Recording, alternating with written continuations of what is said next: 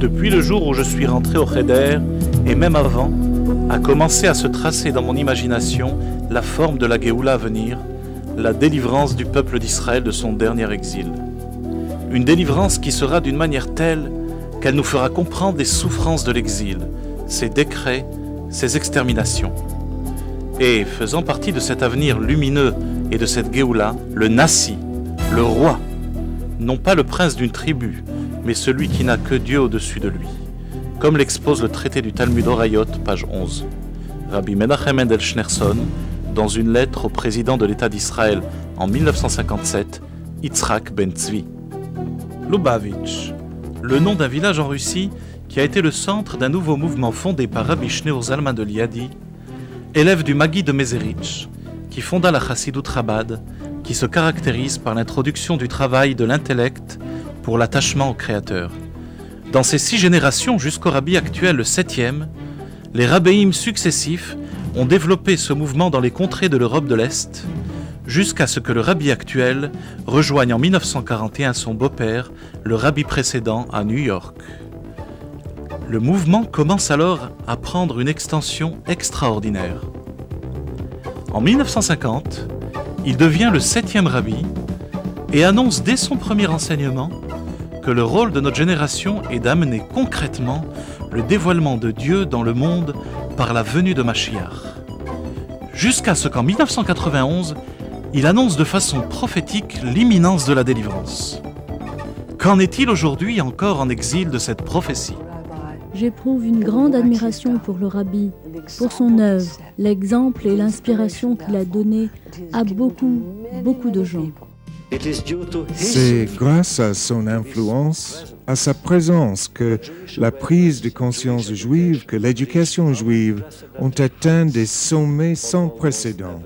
Il n'y a pas un endroit où les émissaires de Chabad n'aient pas diffusé ces paroles de tolérance ancrées dans Ahavat Israël, l'amour d'Israël qui, réellement par extension, signifie l'amour de l'humanité. Il possède les 2 qualités essentielles d'un chef religieux de grande envergure. La première consiste à avoir une vision réellement globale d'un futur idéal, celui qu'on appelle l'ère messianique. La deuxième qualité est l'incessante urgence et le sens pratique qu'il déploie à faire que cette vision devienne réalité. Ce sont ces 2 qualités, la vision prophétique et le sens pratique, qui se rencontrent en lui ainsi que dans le mouvement qu'il a transformé. C'est un mouvement qui possède une philosophie particulière, un mode spécial d'action. On peut rencontrer les chassidim de Chabad partout dans le monde. Ils font un travail très important. Mashiach, on y croit et puis on espère qu'il sera là le plus tôt possible. Plus que jamais, on a besoin, on attend le Messie pour qu'il puisse nous régler un peu nos relations entre hommes. Et je crois que ce sera grâce au Messie que la situation sera réglée. J'y crois fermement. Depuis très longtemps, le Rabbi nous a mis en nous là, une foi immense et une croyance en Hachem grandiose. Donc j'y crois toujours. Rabbi est toujours avec nous. Écoutez, je crois en la prophétie du Rabbi. Ça fait très longtemps qu'on attend la venue du Mashiach. Ça fait très longtemps qu'on nous dit qu'il va venir. Et on l'attend toujours. Enfin, moi j'y crois. Tout ce qu'il faut faire. Tout ce qu'on me dit de faire pour le Rabbi, pour le Mashiach qui vient, de suite je le fais. Essayer de faire le judaïsme au maximum de nos capacités, de nos possibilités, de l'appliquer plus exactement. Oui, toujours je crois, parce que tous les prophéties qu'il a fait, ça s'est réalisé. Comme pour la guerre du Golfe, pour l'Irak, il a dit que l'État d'Israël ne sera pas touché, n'était pas été touché. Je pense qu'il arrive, qu'il est là parmi nous déjà, et il arrive très très vite. Et tout va se concrétiser. Et pour moi le Mashiach, ça a toujours été l'idée du Rabbi, et j'espère que ça continuera toujours dans... C'est ce que je m'attends en tout cas, personnellement.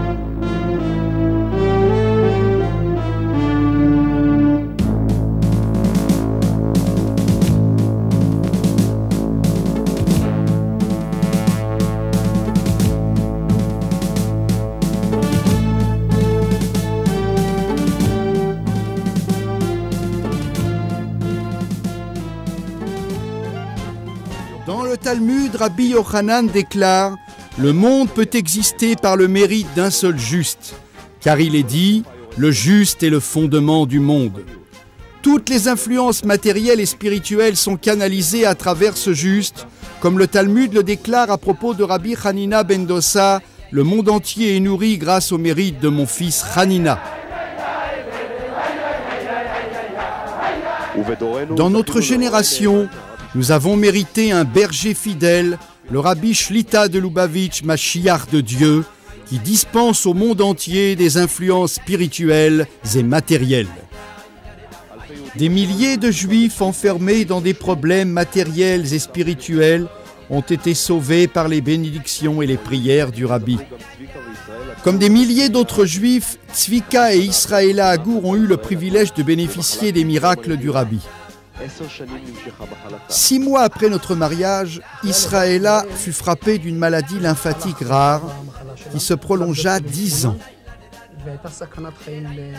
Après réception du diagnostic, Israëla fut admise à l'hôpital Fliman où elle fut déclarée en danger vital.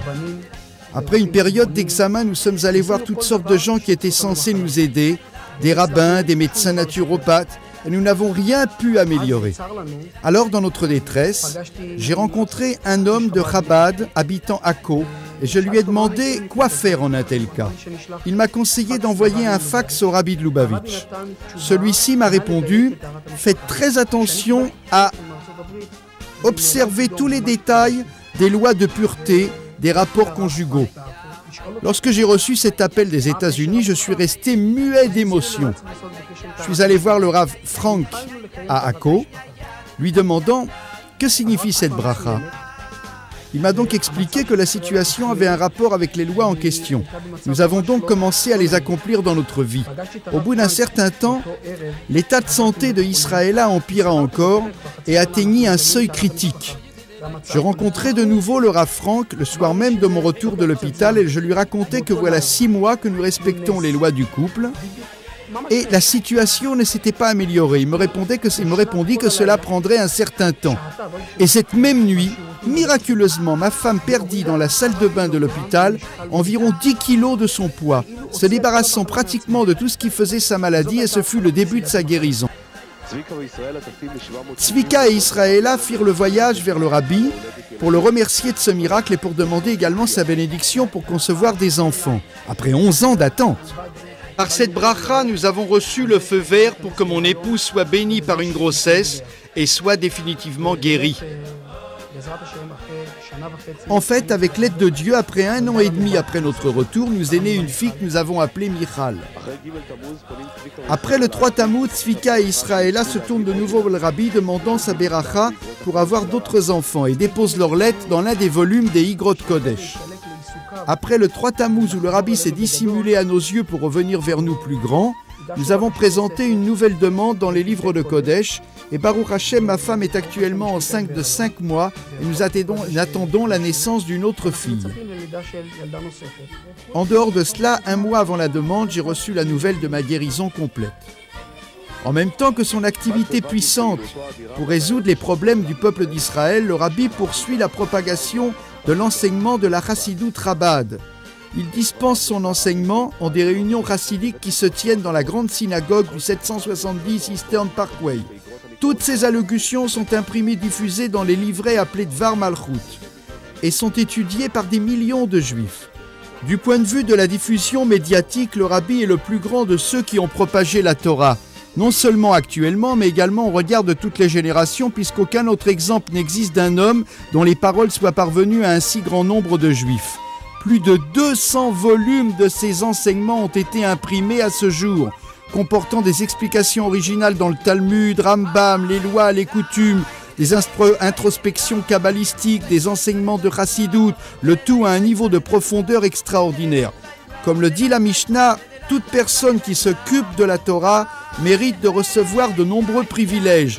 Il aimera les créatures, les réjouira, et l'on profitera de ses conseils et de son assistance. Les plus grands d'Israël, les hommes les plus illustres, et parmi eux même des non-juifs, ont reçu effectivement aide et assistance dans les domaines les plus variés, que ce soit la sécurité, la santé, l'économie, la science et autres.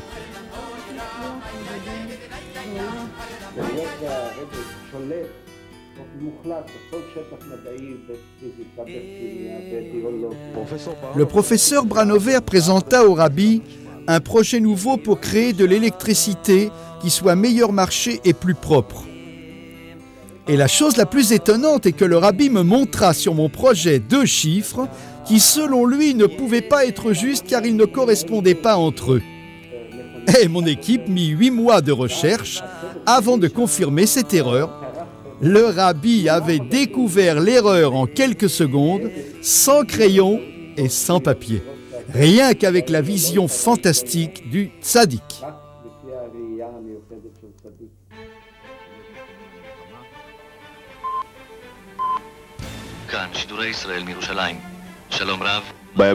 Les jours qui précédèrent la guerre des 6 jours, le monde juif se trouvait dans une situation de tension extrême. Une semaine avant le conflit à Lag Baomer, le rabbi s'adressant à des dizaines de milliers de jeunes, leur déclara « Dieu sauvera Israël » et garantit à Israël une grande victoire avec miracles et merveilles.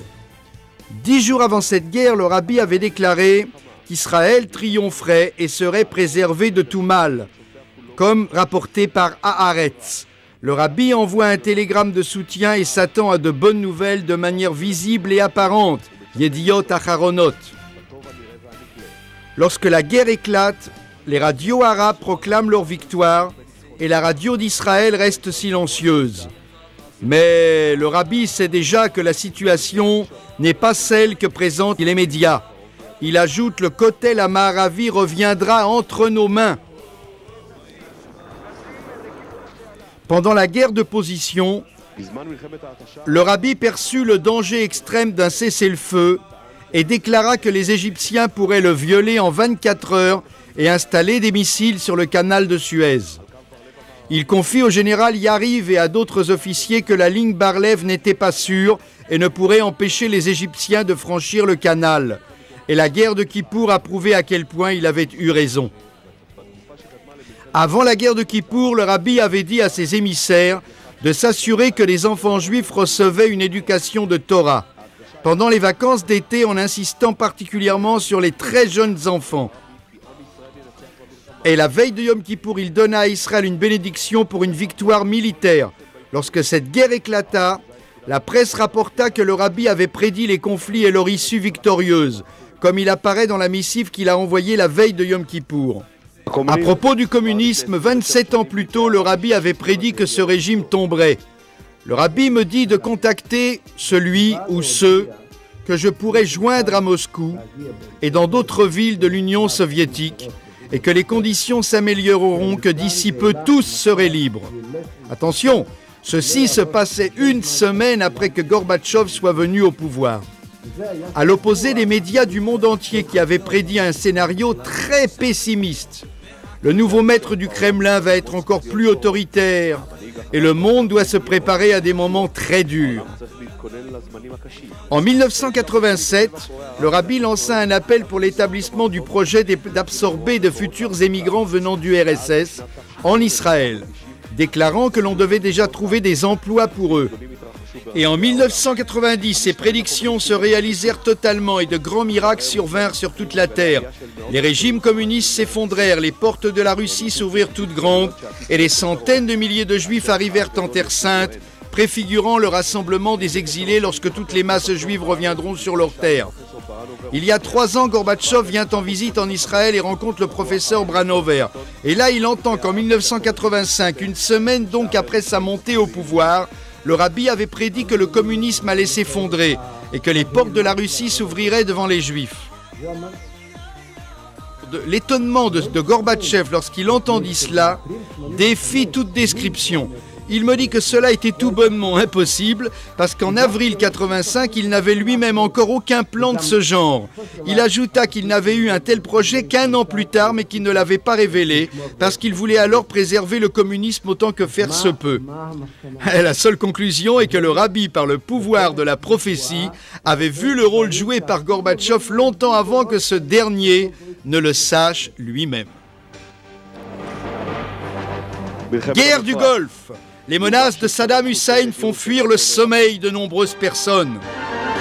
De nouveau, alors que les experts en sécurité et les dirigeants des États sont dans la confusion la plus grande.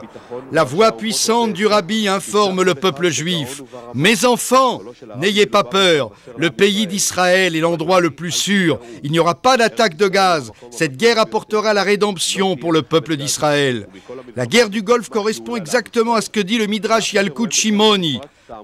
Le roi Mashiach dit à Israël, « N'ayez pas peur, mes enfants. Tout ce que j'ai fait, je ne l'ai pas fait en faveur des autres, mais pour vous. C'est pourquoi vous ne devez pas avoir peur. » Parlant à l'un de ses fidèles officiers dans l'armée des États-Unis, le Rabbi promit que tous les militaires reviendraient chez eux à Purim.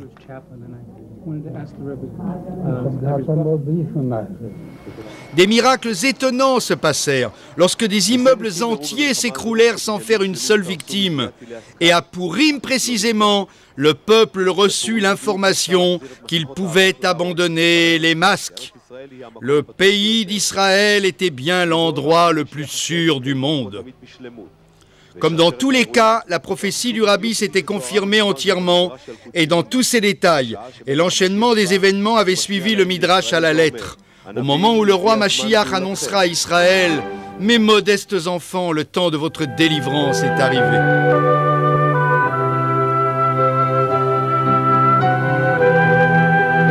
Décrivant la création, le livre de Bereshit s'exprime ainsi. Le souffle de Dieu planait sur la surface des eaux, et nos maîtres le commentent, il s'agit de l'esprit du roi Mashiach.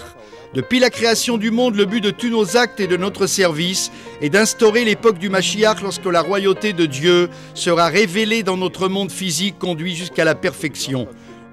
Le Midrash Tanchuma dit « Dieu désire qu'on lui construise une demeure dans les mondes les plus bas.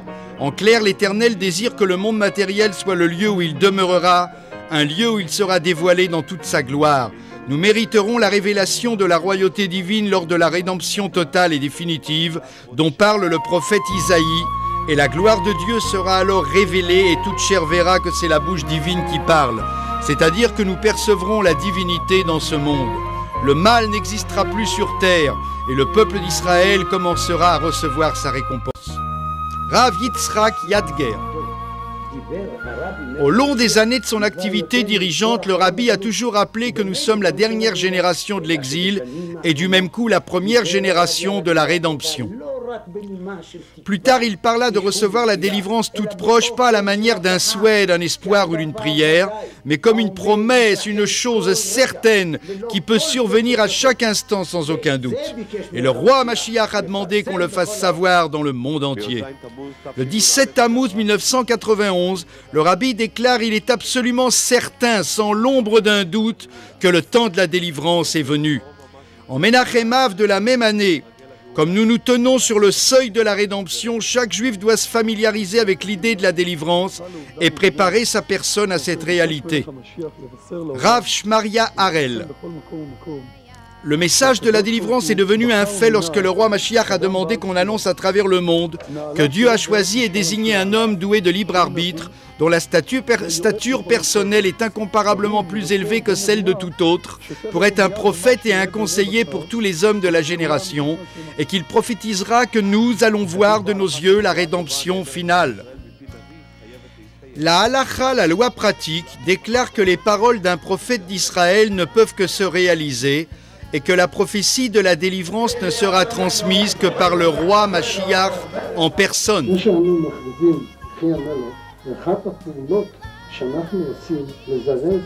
Rav Yitzhak Vilchansky.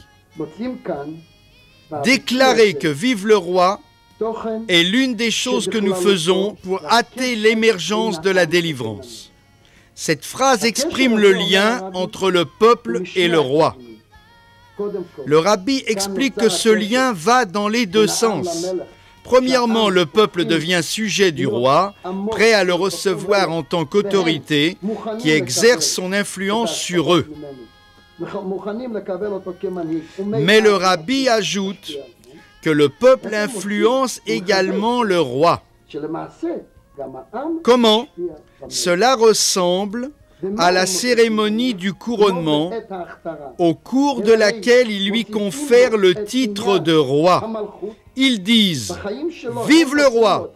et concourent ainsi à augmenter l'influx de vie en faveur du roi.